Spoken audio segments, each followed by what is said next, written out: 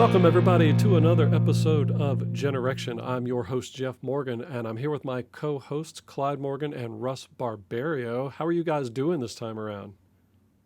Ooh, doing pretty good. Pretty good. Is it a My knee is hurricane? not bothering me as much as it used to.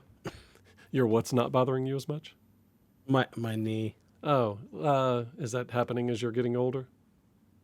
Or is that something No, you've I had injured since... it playing kickball. Oh, you You don't did? remember these things? I tell you about this Oh, stuff. well, I'm running the board. My mind is elsewhere. But so how long ago has it been since your injury?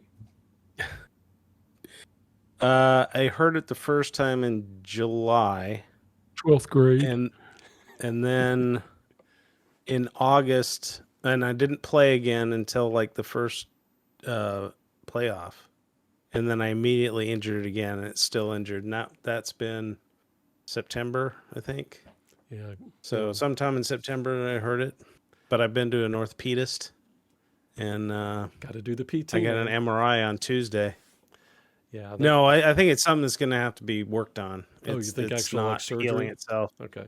Yeah, probably orthoscopic. I think it's a torn meniscus, but we're going to find out on Tuesday. They're going to go in with a robot? Something like that. And I think really they can clean it up a little bit, but it's going to have to be probably cortisone shots like every other year or something from Right. now on. Well, We'll see. They know a lot about knees thanks to sports. Hopefully don't have to drain it. Yeah, I think my NFL career is over. Just as it was getting started. Well, That's right. Excellent. Well, we welcome everybody to episode 2 of season 4. As folks may or may not know, we are doing some video, so we're all pointing at our cameras and looking at it. Got a different background this time around, Russ, different from the Matrix one that you had last time. Nice festive. Clyde, looks like you are still in the mother-in-law suite. I'm in my tenement apartment above the mother-in-law. So how's that house going? The house is going well. We are now in the position of choosing the hardware, doorknobs, registers, crap like that. We've just given them all of the part numbers, stuff like that. And as the foreman on this job, and she's doing a spectacular job. And so they're getting all of those in. Got to install the doors and the doorknobs. That's happening as soon as they get them all in. And once that's in, I think we go with flooring and toilets, flushy flush, stuff like that. And because and painting. Yeah, I mean, the whole house has got walls and drywall and primer. Mm-hmm. And it's been inspected. And we have fence people coming out to install a new fence. And I mean, it's close. It's close. So you think by Christmas, maybe? And now it's just the crap that you got to do when you start from scratch again, and you have a desire to choose every aspect of your house to rebuild, and every doorknob and feature, you name it. So just Did doing you get it fully wired for Cat 5? I did wire have the contractors run, not Cat 5. I mean, just a place in the laundry room where routers and switches and go. And from there, I got one going upstairs. I got one going to the studio. Another one going to the den to power the Apple TV. So it'll be hardwired for everything in the house, because I do have fiber to the home. So you should get I'm yourself going a to be doing a small lot of studio. get a small 4-port switch for behind your TV. What I found is, whenever possible, I like to hardwire. So you use that one port, spread it out into 4 ports, and then you've got enough for anything. Although just about everything runs through one device these days. I really don't use anything other than my Roku. Oh yeah, and you know, the Den Entertainment not going to be spending much in there except for the big shows, the big movies, crap like that. So I really just need to have the full pipe for that. Sounds terrible. I That's what need, she said. I need the full speed for broadcasting and stuff like that. So you damn straight, you know, you get the ability to go ahead and do it right straight ahead. Even you know, soundproofing and stuff. So it's Excellent. delicious. So, well, Russ, what have you been up to since the last time we all got together? Anything exciting? Anything cool to relate? Well, I went on that Busch Gardens trip. I think I told you all I Which was one going on to the Hallow Scream. Yeah, was? the one up in Was that the Williamsburg. Williamsburg one? Oh, sorry, which Busch Gardens? Yes, the one in Williamsburg, Okay. the closer one. Yeah. Um, Closer to you. yeah, they still suffer from major issues with staffing, and they don't have most of the food stand, like the small food stands, are not open.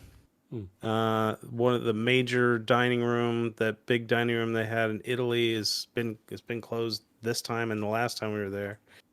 That's awful. I We had to love Busch wait. Gardens. My knee was doing okay walking around, but when we had to wait in line at the smokehouse in New France for 2 hours, that killed my knee. Oh, Just to How's the stand beer there for garden? that long. Is that open? We The didn't big make it. It's open. We didn't get to go in there. Kristen doesn't like big crowds, and that place just oh yeah. frightens her. that's the big That's memory I have. it's my favorite place too, and I can't get her to go I in there. feel But it's where anyway, I discovered German potato salad. You right. know, Maybe that and should be giant Schnitzel. Reubens like this tall. Maybe Just, that should be our next trip. Is instead a trip to Busch Gardens. It's not that far from DC. You know, I we would can go to highly DC. recommend never go there on the weekend. I Oh think no, of course not. weekday No. trip is the only thing you can do, the only way to do it. Yeah. That way you can Now do you And can when pay an one, extra $200 a ticket to get like fast passes to everything, but that doesn't help you with food. So, no. well, it might. They might have a fast pass for the food venues, but I don't know. So I did that, and then 2 days later drove up to Asheville to go to that King Gizzard and the Lizard Wizard show that your son went to as well, but I didn't run into him. It was sold out. It was a pretty big outdoor venue. He was the tall blonde one. Oh, really? I know. There was only about 80 of them there, but How big no, was the I venue? didn't see him. It's basically like a giant parking lot with a stage in it with fencing around it. It's so it was kind of flat. So I stayed into the back because I'm a little bit vertically challenged.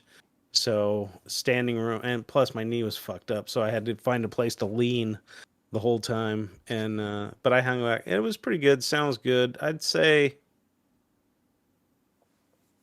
held about 4,000 people, something like that. Oh, Maybe okay. So that's maybe 3,000. I don't know. But can it you was repeat pretty the name of packed. this group? King What? Gizzard and the King Lizard Gizzard. Wizard. King Gizzard and the Lizard Wizard. They released 3 studio albums in October. oh The last of which was their 23rd studio album, not doesn't count live albums. 23rd studio album since their first album came out in 2012. Really? that's right. My Yeah. son told me about this, and I was just thinking skeptically. That's prolific. So Yeah. Yeah. And every album is like a different genre. I mean, some are more stark contrasts than others. I wonder if But Adderall is part of this process. I don't know. They're just. I think. Yeah. I think they do hallucinogens or something. But they're very good musicians. Very prolific. Are They're. they like fish? I mean, are they sort of alternative, right? I don't even know Rock or how you would qualify, because like one album is going to be death metal, and the other one is like early '60s folk music. Seriously, it's just weird.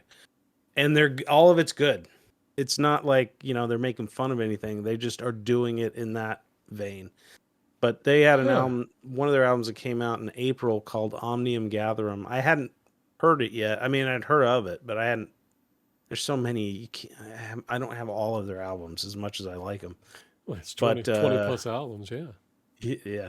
So I bought that, and that's really good. And that one, it's like every song is different style. Like one sounds like the Beastie Boys, one sounds like Prince, one sounds like Santana, one's just like, psychedelic jam blues stuff. It's really good. But anyway, so I did that, and what else been going on? Oh, and I went and saw that play in Henderson I told you about, and ran into some people that I don't think I've seen since I was in a play when we were doing plays together in Henderson for the rec players. So I saw them at It's Mike's like funeral was the last time. administrations ago.